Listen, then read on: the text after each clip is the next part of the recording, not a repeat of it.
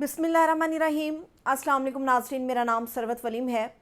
नाज़रीन, रोज़ा रसूल के ऊपर इस वक्त शिकायतों के ढेर लग गए हैं और इन शिकायतों का ताल्लुक़ बराह रास्त इमरान ख़ान से है। ये शिकायतें इमरान ख़ान के लिए नहीं लग रही, ये हर मुसलमान के लिए लम्हा फ़िक्रिया है कि एक ऐसे हिस्से के ऊपर, एक ऐसे तालीमी इदारे के ऊपर कदगन का जो अमल है, और ये कदगन इसलिए है चूँकि इमरान ख़ान का नाम उसके अंदर शामिल है। मौजूदा हुकूमत वक्त का या मौजूदा मुक़्तदरा का बस चले तो शायद शौकत खानम भी इमरान ख़ान से छीन लिया जाए, या शौकत खानम के ऊपर भी कोई केस बन जाए, या शौकत खानम को भी किसी तरह इमरान ख़ान के नाम से, उसकी शख्सियत से और इमरान ख़ान के असरात से दूर कर दिया जाए। हालात तो अब यही लगते हैं मुल्क के अंदर। लोगों का अगर आप तबसरा सुने, लोगों की अगर आप सोच सुने, उनकी राय लें आप, तो आपको अंदाज़ा होता है कि लोगों में कितना गम और गुस्सा है इस बात का कि इमरान ख़ान जैसे शख्स के ऊपर सज़ाओं पे सज़ाएँ, केसेस पे केसेस, मगर ना वो झुक रहा है, ना वो डर रहा है, और ना वो किसी दबाव के अंदर आ रहा है। मतलब लोगों का ये कहना है, ये उन लोगों की राय है जो बहुत मैटर करती है। और आम तौर पे सियासत की अगर गर्मी आपने जाननी हो, सियासत के हालात का आपने जायज़ा लेना हो, तो वो शख्स जो चौक के अंदर खड़ा होता है, या जो वो शख्स जो किसी दुकान पे बैठा बात कर रहा है, या किसी ठेले पे खड़े लोग गुफ्तगू कर रहे हैं, अमूमी तौर पे वो एक रूट्स होती हैं किसी भी मुल्क के अंदर, सिस्टम की रूट्स होती हैं जो आपको बता रही होती हैं कि उबाल कितना उठ रहा है। और लोगों के अंदर उबाल बहुत ज़्यादा उठ रहा है। कोई कहता है कि अगर स्विस बैंक्स के अंदर अकाउंट्स होते, पैसा होता, तो शायद इमरान ख़ान मुल्क का प्रेसिडेंट होता। कुछ का कहना है कि नहीं, अगर आपके फ्लैट्स हों, गैर कानूनी तौर पे आपने बनाए हों, इस मुल्क से लूट के आपने बाहर अपनी जायदादें बनाई हों, तो आपका ख़ानदान या इमरान ख़ान भी वज़ीर आज़म होता। और कुछ का ख्याल है कि चूँकि इस मुल्क में कोई गुंजाइश नहीं बची सीरत नबी के लिए, और चूँकि इस मुल्क में पढ़ने के लिए, बच्चों को तालीम के लिए और उनके असल के लिए कोई रास्ता नहीं बचा, तो ये वो सज़ा है जो इमरान ख़ान को सुनाई गई है।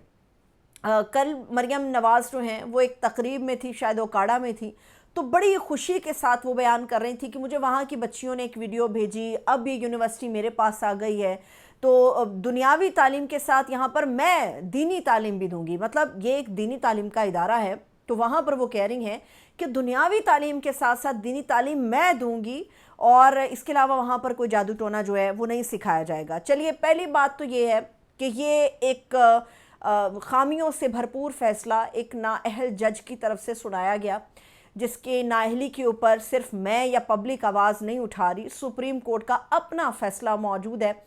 और उस फैसले के अंदर जज नासिर जावेद राना को एक नाअहल जज कहा गया, बल्कि ये कहा गया कि तो जज बनने के अहल ही नहीं है, किसी भी अदालती ओहदे के अहल नहीं है, इनके ख़िलाफ़ तो कार्रवाई होनी चाहिए। 2004-2005 की मैं बात आप लोगों के सामने कर रही हूँ, और आज उसी जज के हाथों व्हाट्सएप के ज़रिए खामियों से भरपूर तरीके से भेजा गया जो फ़ैसला था कल, वो सुनाया गया है।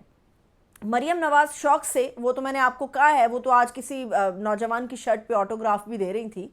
कॉपी करें, ज़रूर कॉपी करें, मगर कुछ अपना भी लेकर आए ना, अपना भी लेकर आए। मरियम नवाज़ जो हैं वो बहुत खुश हैं अल कादिर यूनिवर्सिटी को हथिया लेने के बाद। मैं ये नहीं कहूँगी कि ये कानून पे मबनी फ़ैसला हुआ है, हथियाया गया है। इस यूनिवर्सिटी को इसलिए हथियाया गया क्योंकि इसके ऊपर इमरान ख़ान की छाप हमें नज़र आती है। मरियम बीबी जो हैं वो पंजाब के 14,000 जो छोटे सरकारी स्कूल होते हैं बच्चों के, वो तो ये संभाल नहीं सकी, तो अल कादिर यूनिवर्सिटी कैसे संभालेंगी? इन्होंने तो वो 14,000 स्कूल भी जो हैं ये वो तो प्राइवेट कर दिए थे। तो आज ये अल कादिर यूनिवर्सिटी पे कब्ज़ा करके क्यों इतनी खुश हो रही हैं? मरियम नवाज़ के कॉलेज के अंदर किस तरह से एडमिशन कराया गया, क्या वहाँ पर मामलात हुए, किस तरह से मेरिट का कत्लेआम किया गया, किस तरह से इनकी और इनके अहले खाना के ख़िलाफ़ यूनिवर्सिटी में एहतजाज हुआ, वो किसी से ढकी छुपी बात नहीं है। एक ख़ातून जो ख़ुद तालीम से इतनी आरास्ता नहीं है, एक ऐसी ख़ातून जिनके अपने एडमिशन के ऊपर उनके अहले खाना की तरफ से मेरिट का कत्लेआम करा के तो ज़बरदस्ती एडमिशन दिलाने की कोशिश की गई, वो ख़ातून किस तरह से अल कादिर यूनिवर्सिटी जैसे एक बड़े इंस्टीट्यूट को जो है वो हैंडल कर सकेंगी? इन्होंने तो कहा था कि वो प्राइमरी स्कूलों में बच्चों को दूध पिलाना है, अब वो दूध भी गायब हो गया और दूध वाली कंपनी भी गायब हो गई है।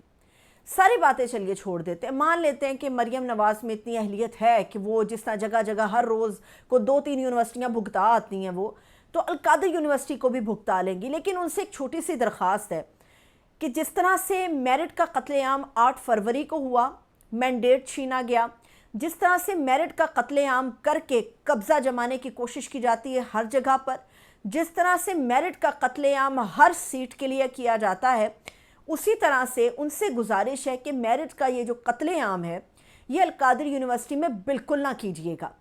एक वाहिद इदारा ऐसा बचा है जिसके ऊपर हम कह सकते हैं कि दीनी और दुनियावी तालीम के बहुत ज़्यादा फोकस है, बहुत ज़्यादा उसके ऊपर तरजीह दी गई है, उसको आप बर्बाद मत कीजिएगा। लेकिन मुझे तो याद पड़ता है कि अता तारड़ साहब जो हमारे वज़ीर इत्तलात हैं, उन्होंने तो कहा था कि इस यूनिवर्सिटी के अंदर कोई बच्चे, कोई बच्चियाँ, कोई भी ज़ेर तालीम नहीं है, नादार बच्चा कोई भी नहीं है। वहाँ पर कुछ ऐसे बच्चे रखे गए हैं जिन्हें तस्वीर खिंचाने के लिए रखा गया है। लेकिन मरियम नवाज़ बड़ी खुश हैं कि वहाँ की बच्चियों ने मुझे वीडियो भेजी कि आप हमारे पास क्यों नहीं आती। तो मेरा ख्याल है कि अगर तो अता तारड़ साहब की बात दुरुस्त है कि वहाँ पर सिर्फ फ़ोटो खिंचाने के लिए बच्चे रखे गए हैं, तो मरियम नवाज़ की तो निकल पड़ी, उनकी तो लॉटरी लग गई। वैसे भी उन्हें टिकटॉक, तस्वीरें बनाना, सोशलाइज होना, प्रोमोज बनवाना, अपनी तशहीर करना बहुत ज़्यादा पसंद है, तो ये उनके काम की नौकरी उनको मिल गई है। अब आते हैं एक और बड़ी चीज़ के ऊपर, वो ये कि जज साहब ने जो फैसला कल सुनाया था उसके ऊपर काफ़ी ज़्यादा सुकम है और बात भी हो रही है। उन्होंने एक ट्रस्ट की ज़मीन को उठा के गवर्नमेंट के अंडर कर दिया, हालांकि ट्रस्ट की ज़मीन गवर्नमेंट के अंडर नहीं जा सकती। अल-कादिर ट्रस्ट की जो अपनी डीड बनी हुई है उसके अंदर ये मेंशन्ड है कि अगर ये अल-कादिर ट्रस्ट डिज़ोल्व होता है, तहलील होता है या कोई भी इसके रास्ते में प्रॉब्लम्स क्रिएट होते हैं, तो ऐसे सूरत में ये ट्रस्ट किसी ट्रस्ट के पास ही जाएगा जो इसको चला सके। तो इसका मतलब ये है कि जज साहब ने खुद भी फैसला नहीं पढ़ा था। वैसे तो मुझे समझ नहीं आती उनको जज साहब कहना भी है कि नहीं कहना। मेरे सामने जब भी उनको जज कहूँ तो सुप्रीम कोर्ट के जो फैसला है उनसे मुतालिक वो मेरे सामने आ जाता है। एक आखिरी चीज़, जाते जाते इस आपस की लड़ाई में इतना नुकसान हो गया है कि लोग अपनों से दूर हो गए हैं। आर्मी चीफ ने चंद रोज़ पहले एक तकरीब में भी स्टेटमेंट दिया कि गलतियां सबसे होती हैं और गलतियों से हमें सीखना चाहिए, अपनी गलतियों को तस्लीम करना चाहिए। ज़रूरी नहीं है कि हर बार गलतियां सियासतदान करें, अक्सर और बेशतर सियासतदानों के अलावा मुक़्तदरा भी गलती करती है। ज़रूरी नहीं है कि हर दफ़ा एक पक्का निशानाबाज जब निशाना लगाए तो एक मखसूस जगह पर उसके हदफ पे निशाना लगे। इस बार ऐसा लगता है कि इस्टेब्लिशमेंट का निशाना गलत जगह पर लगा है और ये गलत जगह इमरान खान है। ज़रूरी नहीं है कि हर सियासतदान उसी रास्ते से होकर गुज़रता हो जहाँ से बाकी सब गुज़रे थे। इमरान खान उस रास्ते से गुज़रने के लिए तैयार नहीं है। ये वो कौम थी जिसे हर साल इंतज़ार रहता था कि हमारे फ़ौज कौन से नगमे जारी करेगी।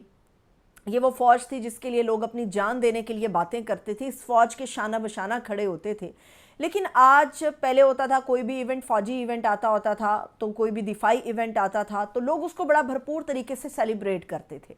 हालात इस नहज पर पहुंच गए हैं इस एक गलत निशाने से कि लोगों को ना किसी नगमे का इंतज़ार है, लोगों को ना किसी दिफाई इवेंट का इंतज़ार है, लोगों को ना कोई वो इज़्ज़त व तकरीम बाकी रह गई है। वो सिर्फ़ एक चीज़ मांग रहे हैं, वो एक चीज़, और उस शख्स का नाम इमरान खान, और वो एक चीज़ उसकी रिहाई है जो कि कानूनी ज़ाब्तों के तहत होनी चाहिए। क्योंकि इमरान खान के ऊपर पब्लिक का प्रेशर भी बहुत है कि खान साहब नो डील नहीं करनी है आपने, हम आपके साथ खड़े हैं। और यही वजह है कि शायद वो 72 साल का बूढ़ा आदमी तगड़ा होकर आज भी जेल के अंदर खड़ा है। तो देखना चाहिए, गलतियां सबसे होती हैं, अपनी गलतियों को दोहराना नहीं चाहिए बल्कि गलती मान के सबक हासिल करना चाहिए। इजाज़त दीजिए, अपना बहुत सा ख्याल रखिए। खुदा हाफिज़।